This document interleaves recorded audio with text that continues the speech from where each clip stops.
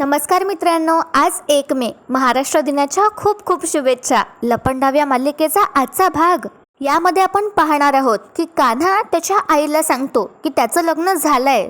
त्यावर कान्हाच्या आईला धक्काच बसतो, पण तरी त्या कान्हाला म्हणतात की बरं ठीक आहे, चालेल, मला तू घरी आण, जी काही कोणी तुझी बायको असेल तिला. पण कान्हाच्या आईला खोटं सांगते की तेजस्विनी कामतची मुलगी आहे ती, जिच्यासोबत कान्हाचं लग्न झालंय. हे ऐकून कान्हाच्या आईच्या पायाखालची जमीनच सरकते. तर बघूया मित्रांनो, काय रिॲक्ट करते आता कान्हाची आई. त्याचबरोबर आता सखी या मनस्विनीला विचारते की तू खरी तेजस्विनी आहे ना की मनस्विनी आहे. तर त्यामध्ये ती मनस्विनी तिचे एक्सप्रेशन चेंज करते आणि सखीचा ती हात पकडते. तर बघूया मित्रांनो कसं काय झालं ते. व्हिडिओ शेवटपर्यंत नक्की पहा आणि जे चॅनलवर नवीन असतील त्यांनी चॅनलला सबस्क्राईब करा. तर मित्रांनो, आजचा भाग सुरू होतो. ही मनस्विनी तिच्या खोलीत असते. ती आरशासमोर उभी असते आणि स्वतःला म्हणते ती कितीही संपवण्याचा प्रयत्न करा, मला ही मनस्विनी संपणार नाही. एक एक करून मी माझे सगळे टार्गेट्स कंप्लीट करणार. आता या मनस्विनीने तिचे लेन्स काढले असतात. त्यानंतर ही मनस्विनी खुर्चीत बसते आणि म्हणते पहिला टार्गेट. त्या कान्हाला त्यानंतर ही मुद्दाम मध्ये थांबते आणि म्हणते उप्स, त्या कबीरला त्या घरातून मी बाहेर काढलं. माझ्या वाटेतला एक काटा गेला. आता माझ्या वाटेत कोणी येण्याचं धाडस करणार नाही. त्यानंतर पहिला प्रश्न सखीचा. एकदा का त्या सखीला बाटलीत उतरवलं आणि त्या कबीरच्या आयुष्यातून कायमचं दूर केलं की माझे सगळे मार्ग मोकळे. सखी आरामात प्रॉपर्टीच्या पेपर्सवर सह्या करेल आणि मग ही सगळी प्रॉपर्टी फक्त माझी असेल. त्यानंतर ही मनस्विनी हसते आणि समोर म्हणते स्वतःलाच, मग आता काय करूया? माझ्या लाडक्या ताईला दरीत ढकलून जसं मी मारलं तसंच सखीला माझ्या मार्गातून कायमची हद्दपार करणार. मग माझ्यावर संशय येण्याचा प्रश्नच येत नाही. आणि त्यानंतर ही मनस्विनी तिचा वाईनचा ग्लास घेते आणि चिअर्स म्हणते. मित्रांनो, इकडे आता काय होतं, ही जी वेदू आहे कान्हाची जासूस असते आणि ती कान्हाला आता फोन करते रात्री आणि कळवते. ती कान्हाला फोनवर म्हणत असते, बॉस, मला पूर्ण संशय आहे, ती बाई सखी मॅडमची आई असूच शकत नाही. तर कबीर म्हणजे आपला कान्हा म्हणत असतो, तुला तरी खात्री आहे, पण तुला तरी संशय आहे, पण मला तर खात्रीच आहे की ती बाई सरकारच आहे. पण तू जरा जपून राहा, तिच्या नजरेत पडू नकोस. आणि तुझं काम फक्त एवढंच आहे, तिथे घडणाऱ्या ज्या काही गोष्टी आहेत ते काळजीपूर्वक माझ्यापर्यंत पोहोचव.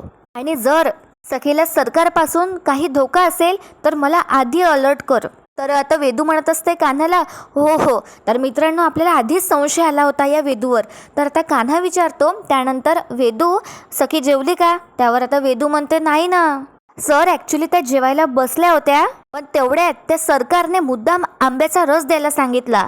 आणि ते बघून तर कान्हा आता इथेच म्हणतो की कळलं. वेदूला तो मध्येच थांबवतो आणि म्हणतो, सखीला त्रास व्हावा म्हणून हे सगळं केलं त्या सरकारने.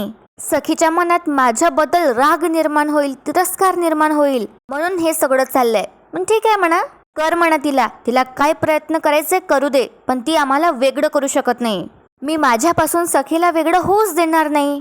असं म्हणून कान्हा आता फोन ठेवून देतो आणि तो स्वतःला म्हणतो, सन्हाला कोणीच तोडू शकणार नाही. इथे मित्रांनो काय होतं, तर सखी झोपायला जात असते आणि बेडवरचं मोरपिसाकडे तिचं लक्ष जातं. तिला आता एकदमच कान्हाची आठवण होते. कान्हा सुद्धा आता त्याच्या खोलीत येतो आणि तो त्याच्या बेडकडे बघत असतो. त्याला सुद्धा आता सखीची आठवण येते. कान्हा त्याच्या बेडवर जाऊन बसतो तर सखी आता ते मोरपीस तिच्या हाती घेते आणि रागातच ती मोरपीस फेकणार असते. पण त्यानंतर सखी तसं करत नाही आणि ते मोरपीस त्याच्या जागेवर आरशाच्या बाजूला नेऊन ठेवते. मित्रांनो, काल सुद्धा असंच दाखवलं. कान्हा आणि सखी एकमेकांच्या जुन्या आठवणी त्यांना आठवतात आणि त्यांना त्रास होतो. आणि काल थोडं बरं नसल्यामुळे मी एपिसोड नाही बनवू शकले, त्यासाठी माफ करा. तर असं आता आपण कंटिन्यू करूया. सखीला आता भास होतो की कान्हा तिच्या जवळ येऊन बसलाय बेडवर आणि तो कान पकडून सखीला सॉरी म्हणत आहे. तर दुसरीकडे आता कान्हाला सुद्धा भास होतो सखीजवळ असण्याचा. आणि का हरवली वाट हे सॉन्ग सुद्धा चालू असतं बॅकग्राऊंडमध्ये. त्यानंतर सखी कान्हाच्या दोघांच्याही लक्षात येतं की हा त्यांचा भास आहे. पण आता कान्हा काय करतो, कान्हा त्याचा फोन घेतो आणि सखीला कॉल करतो. सखी तर पहिले खुश होते की कान्हाचा फोन आलाय म्हणून तिला बोलायचं सुद्धा असतं कान्हाशी. पण ती स्वतःला थांबवते आणि कान्हाने जे काही केले तिच्यासोबत ते सगळं ती आठवते आणि फोन कट करून ठेवून देते रागातच आणि रडत असते एकटीच.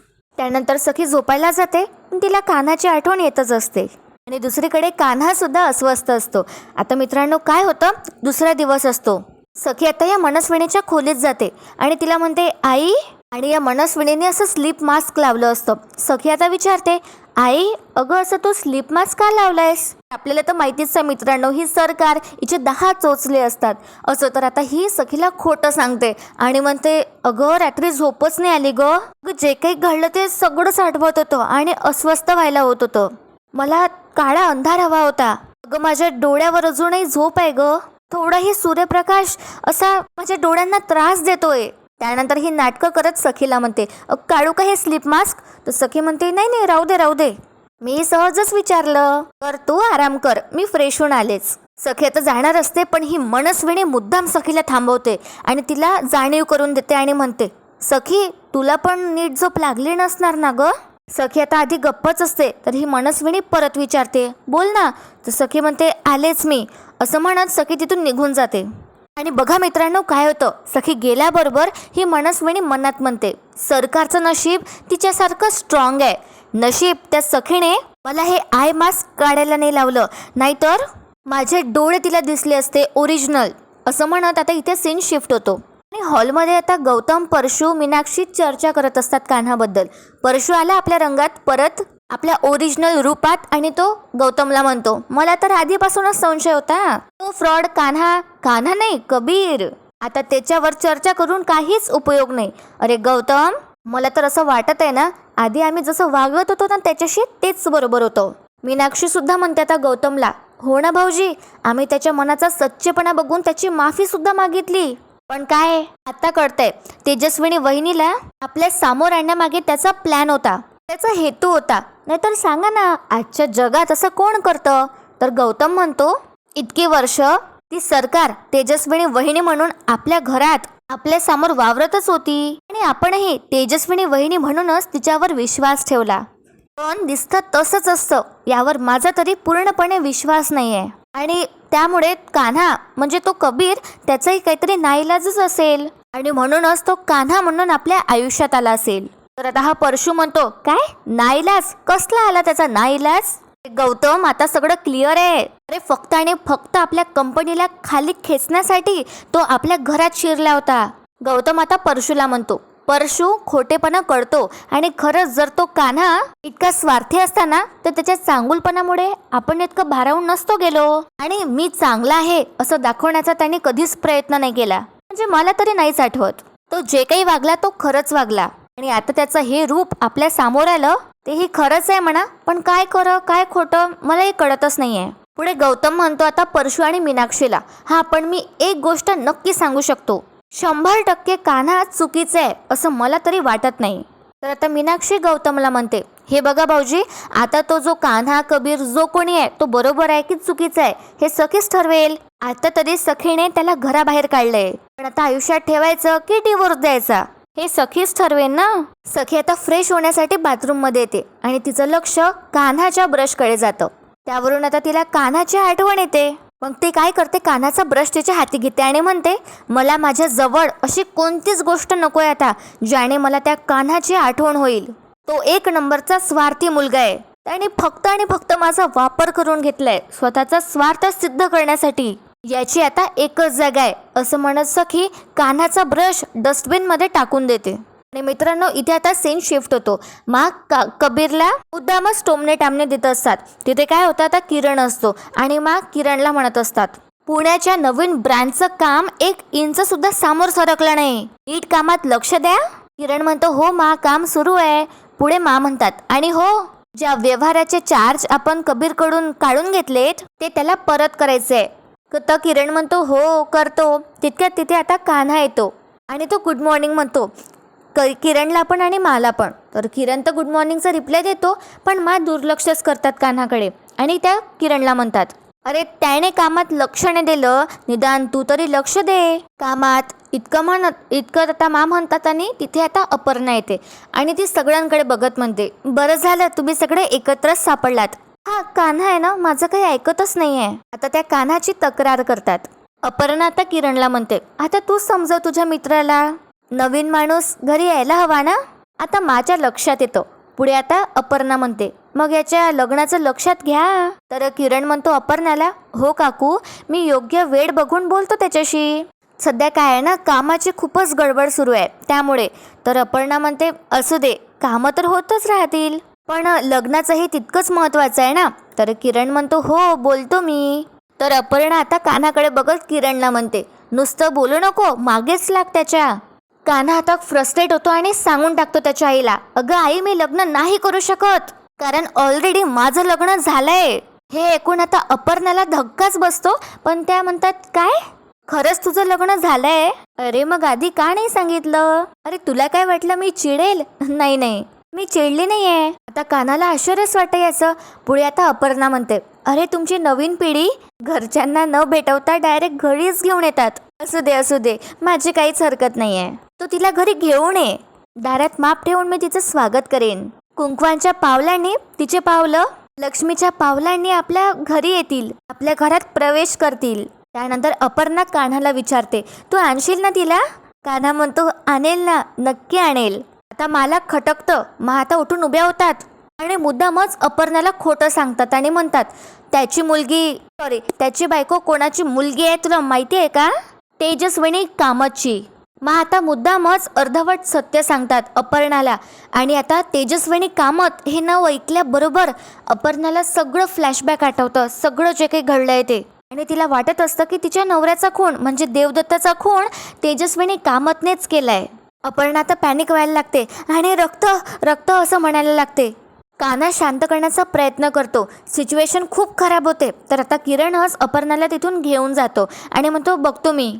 आणि त्यानंतर किरण घेऊन गेल्यावर कान्हा मावर ओरडतोच आणि म्हणतो, काय गरज होती तुम्हाला असं म्हणायची? माझ्या बाबांचा खून करणारी तेजस्विनी नसून मनस्विनी होती, तुम्हाला माहिती आहे ना? मग तुम्ही क्लिअर का नाही केलं? तर मा म्हणतात, मला ती मुलगी, ती सखी या घरात नकोय. मला अशी कोणतीच गोष्ट करायची नाहीये ज्यामुळे ती सखी या घरात प्रवेश करेल. तिच्याचमुळे आपलं ध्येय अर्धवट राहिलं. इतक्या वर्षाची मेहनत वाया गेली. तू तुझ्या ध्येयापासून भरकटला, सगळं तिच्यामुळे झालं. जोवर ती मनस्विनी संपत नाही ना, तोवर माझ्या मनाची आग शांत होणार नाही. असं म्हणून मा तिथून निघून जातात आणि कान्हाला जरा टेन्शनच येतं. इथे आता सीन शिफ्ट होतो. सखी आता हॉलमध्ये असते आणि ती फोटो फ्रेमकडे बघत असते, ज्यामध्ये खरी तेजस्विनी कामत, सखी आणि कान्हा असतात एक सोबत. आणि जेव्हा कान्हाने मनस्विनीचा खुलासा केला होता, सखीला तो क्षण आठवतो. तितक्यात तिथे आता ही मनस्विनी येते, साडी वगैरे नेसून, सिम्पलच तेजस्विनीसारखी. आणि ती सखीकडे आणि फोटो फ्रेमकडे बघते. त्यानंतर ती मनात म्हणते, हा फोटो पाहिला ना की माझी तडपायाची आग मस्तकातच जाते. असं वाटतं आग लावून टाकावं या फोटोला.